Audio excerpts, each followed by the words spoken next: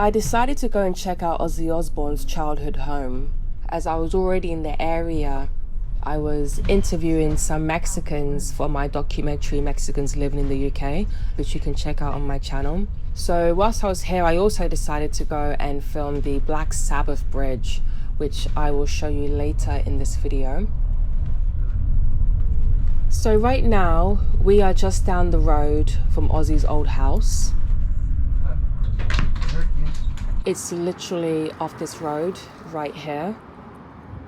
And I'm going to show you both ends of Lodge Street. It's a very small street and he lives at number 14.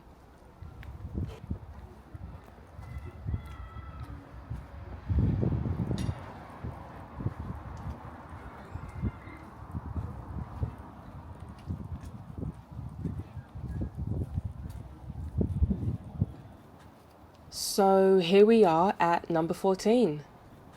This is Ozzy's childhood home. The Prince of Darkness.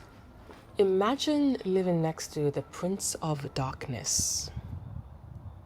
Now, the house next door, number 16, it's a 3-bedroom house and it was listed for £19,000 and it just sold for £117,000. That's about $159,000. So here is a before and after of what this looked like 30 years ago when Ozzy came to visit with the BBC. And yeah, it looked so much nicer back in 95. They painted it this color that's peeling off and it just looks cheap and basic, especially number 12. There's like no design around the door frame or anything like that. The wires are more visible. It's such a downgrade. Honestly, I didn't feel good being here. Knowing Ozzy's childhood and what happened to him when he was just 11 years old, being sexually abused by bullies and being afraid to tell his mum and dad because they would fight a lot and they didn't have much money. There was 8 of them living in a 2-bedroom house. Ozzy mentioned for the rest of his childhood, he was forever running with fear. So walking down this street and knowing all of that, I just didn't feel good. This street feels very dark to me.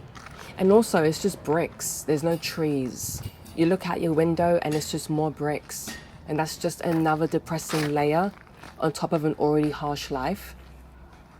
Also, there's something about these houses that never occurred to me before, but it's just now hit me, and it's the bins. These bins are not allowed to be left outside. There's no alleyways, there's no front yards, so they have to wheel the bins back inside, through the house, into the backyard. And if there's no backyard, then the bins have to stay inside. And some of these houses have multiple bins. I don't know why I never thought about that before, but it just now hit me.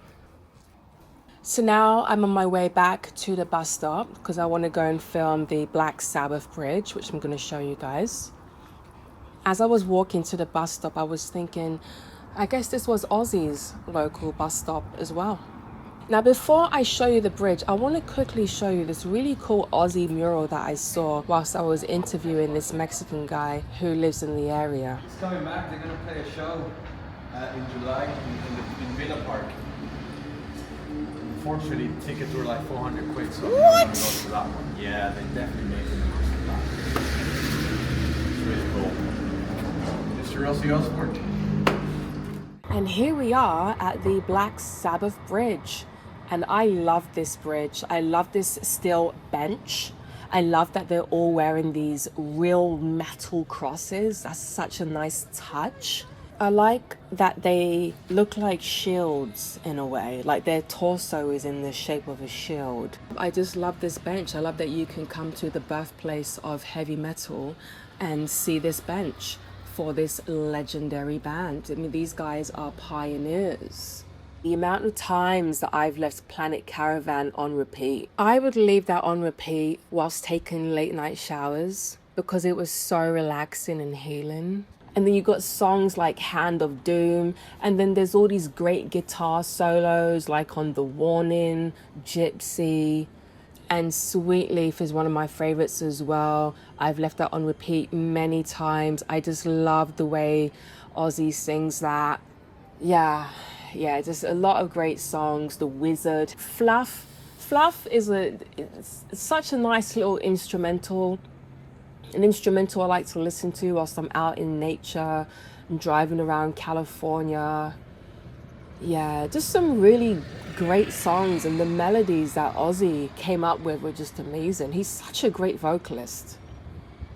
And I must say, Birmingham, it's a special place. There's a lot of great artists and bands that have come out of Birmingham.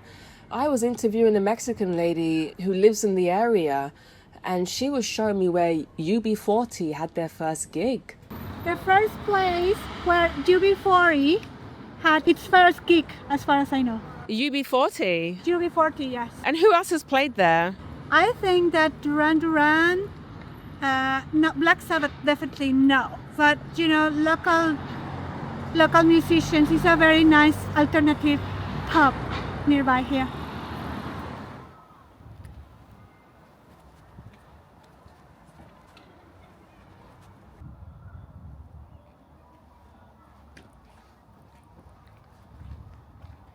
Rest in peace, rest in power, the legendary Ozzy Osbourne.